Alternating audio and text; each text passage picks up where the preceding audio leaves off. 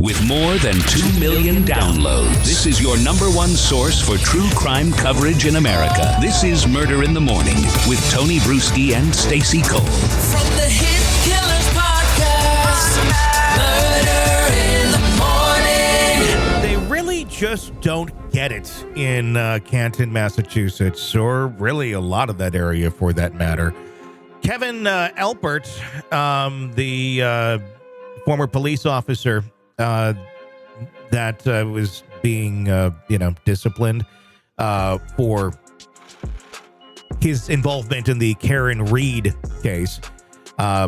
He's been disciplined, but they're keeping it confidential on exactly what is going on. The town of Canton, Massachusetts, has formally disciplined Detective Kevin Elpert following an investigation into his actions during a night of drinking with Massachusetts State Police Trooper Michael Proctor in 2022. The allegations emerged during the Karen Reed trial, in which Proctor served as the lead investigator. Despite the decision to discipline Elpert, the exact nature of his punishment remains undisclosed due to ongoing investigations. I love how they can just throw that in there to not be accountable for what they're doing. Yeah. I mean, is it like, did you get a letter? Did you get an email, a mean email that said, bad boy, you shouldn't be doing these sort of things? Or what exactly went on? I'm really kind of curious. And I think the public has a right to know, considering they are our employees. They work for us, the people. Yeah, they do. So I don't know any company, private company anyway, where if there is some sort of disciplinary action that the people that own the company would not be privy to that information because it's their thing.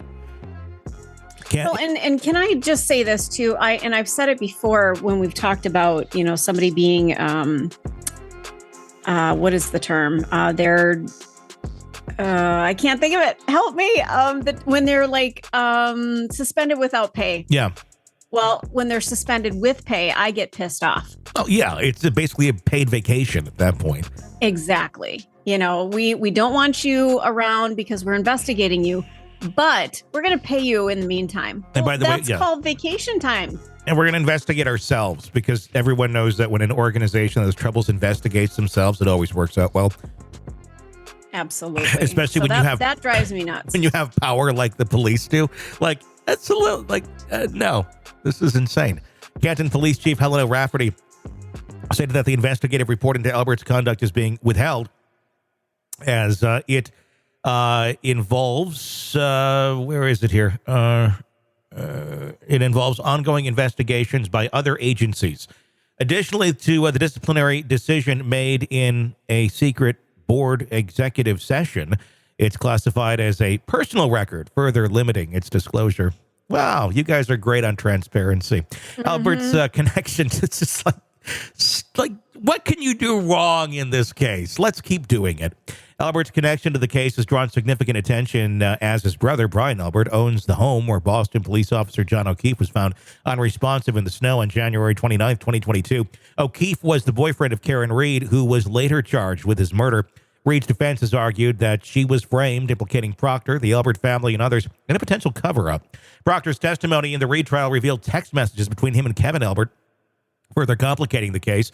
The defense raised questions regarding Proctor's relationship with the Elpert family and whether this influenced his handling of the investigation. The town confirmed that the discipline was decided after an independent investigation and a review by a select board, but they declined to share any details. We're gonna use these big words, and it's gonna sound official, but we're not gonna tell you anything of what it actually means. Chris Elpert, another of Kevin's brothers who serves on the Canton Select Board, recused himself from the decision-making process. Wow, somebody did something right here. The town and police department maintain that the records will be made public when the other ongoing investigations are completed. Sure they will. The development adds to the controversy surrounding the Karen Reed trial, with Proctor currently under investigation and suspended without pay, finally, from the Massachusetts State Police. Reed's defense has consistently raised concerns about conflict of interest, particularly involving the Elpert family, and alleged misconduct by investigators during the case. So here's my question. Why is this even a story? I don't know. I mean, because they had to update somebody on something of what they're doing, because they said, okay, we're going to do something about some of the actions, but we're not going to tell you what actions we found to be bad, and we're not going to tell you what we did about those actions that we found to be bad. Why do they not want that information out there? Because that can be used against them in the upcoming Karen Reed trial. Now, I do wonder if that information is subpoenaable or something you can get in discovery as they get ready for the new case. I would hope so. I would think so. I get that the public can't have this information, but somebody needs the information. Yeah. I mean, the more that this thing goes on and the shadier that I learn about how these departments are run, this one and the other one with the Sandra Birchmore case, where you have a lot of the same players in it. I still am not to the point where I believe they killed John O'Keefe in the house, but I'm just sick of the shadiness. I'm sick of the lies. I'm sick of, there's a lot of, protect this. I don't even want to call it protect the blue. It's more like protect the bros is what it feels like, where they kind of live in this little land of power and control, and they feel that they can influence things the way that they want. And they've been doing it for quite a long time. And now there's a microscope on them, and oh shit, you can't really do that very well anymore without everybody looking at you and screaming. And then it starts to look like a conspiracy, and that's where you get the other stuff. I can be swayed. If there is evidence of something happening in that house, I'd love to hear it. But again, you're relying on the cops to come out with the evidence from the house they were in. So, and they didn't investigate the house. So that will never, ever, ever happen. But I mean, just the Karen Reed case just seems very, I don't know. I think it was an accident. But it did expose a lot of things. And the Sandra Birchmore case, I don't know how, because I don't think they've ever quite revealed. But the Birchmore case is what sparked the interest in the Karen Reed case for investigators and prosecutors of wrongdoing. Really? Yes, where they were looking. I didn't realize it went that direction. They were looking at something over there with investigative work, and then somehow Karen Reed's case got involved, and then that's what sparked things to be a little more serious over on that end of things. So I don't know the answer to that because it's never really been revealed, but it has been said by federal authorities that is basically how the chain of all of that went, how the dominoes fell. Wow. We are not bashing the police. No. We both love the police. We know Good that ones. there are some bad apples in every field. Yeah. Except this was a bad orchard. Yeah. I mean, we worked in radio for decades and dealt with some of the shittiest human beings that ever walked the face of the earth. Every field has them. It's just that these people, in radio, they held your career in your hands. In law enforcement, they hold your lives in your hands. Yeah. It's a little different. Yeah. No, I completely agree. This is a bad orchard over here. And not every orchard, is infested with bad. But this one over here really clearly seems to be. And if it makes sense how it happens, you get one or a couple in there that have their way of doing things, their own twisted way. You get other folks who, like, I could be part of this. And then they come in and do it. And everybody's the happiest on that little team of degenerates. And then it just attracts negative. And eventually, unless somebody puts a stop to it and kills the cancers as they come, you end up getting a giant team of them. And it ends up taking over your whole department and infecting the whole damn thing. It's the same in any industry that can happen to. It's just a lot scarier when it's the police and the power that they hold when it is that skewed and that messed up.